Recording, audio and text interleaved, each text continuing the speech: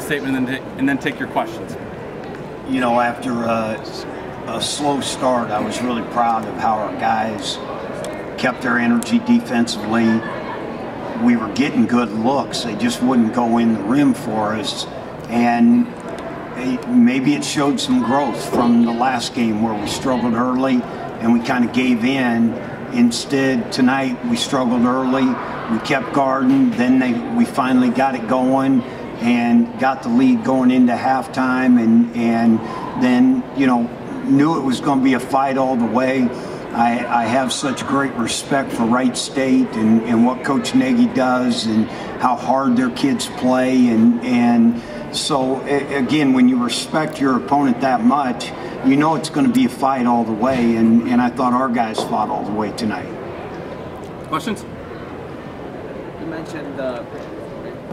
You mentioned the slow start to the game. What was, after taking the lead in the first half, what was the message to the guys at halftime? Well, and really we kept saying it in every timeout in the first half. We're getting good looks. They're going to go down, so don't lose your energy because all of a sudden we can't make a couple shots. And I think then at halftime we knew, okay, there's some things we can do different offensively. And we did, and we got some good looks, and that really got us the lead, and then we were able to keep the lead. Coach, you guys had 4 points the first 12 minutes and change, but your defense was outstanding in that period and then throughout the entire game. Talk a little bit about your defense tonight.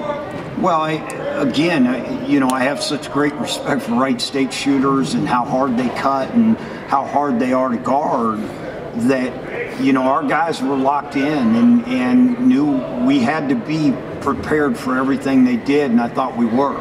And again, sometimes you just got to fight through a slow start, and it was a long week.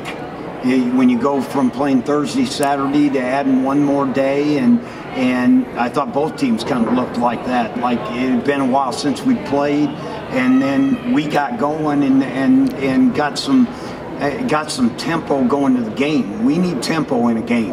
And early we couldn't get any tempo. Then we got tempo going, and the guys kept staying with it.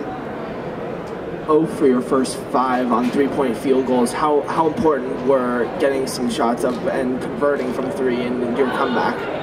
Well, no question. We finally hit a couple, and even the one Godwin missed right at the end of the half, which if he makes it, we go up, 7 or 9 at halftime.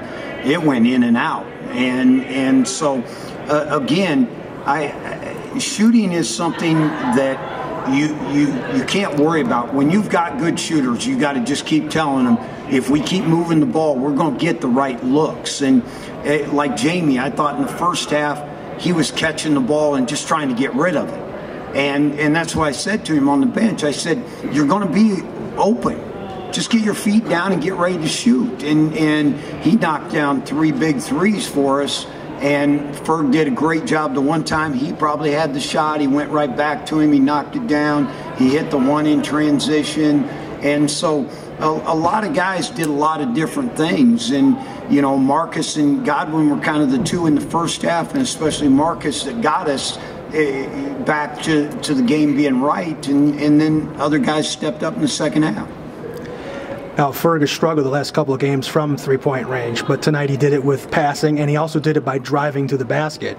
How big was that to see out of him, since he's been more of a guy that's been selling more for jump shots this year? Well, one thing you have to understand about Ferg is he understands the game, and again, he knows what the game was giving him, and tonight it was giving him, you're going to have to drive it. They're not going to let you have that 3. And if you go back to the first game, he hit a couple they tried to go under on the screens, and he hit a couple threes. They weren't going under tonight. They were going to make him come off of it. And so he did a great job of adjusting. It doesn't always show up in the stat sheet, but Jordan, 8 points, but he had a lot of floor burn tonight, a lot of effort plays. Talk a little bit about how he's been doing. Well, the one thing we've got to get out of him is some consistency.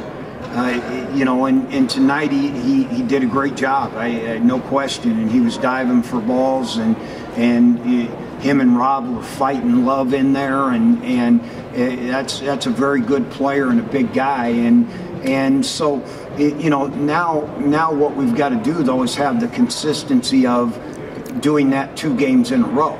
I tell the guys, you can't be one-hit wonders. Everybody can be good one night. Can you be good consistently every night? And that's a growth thing for us.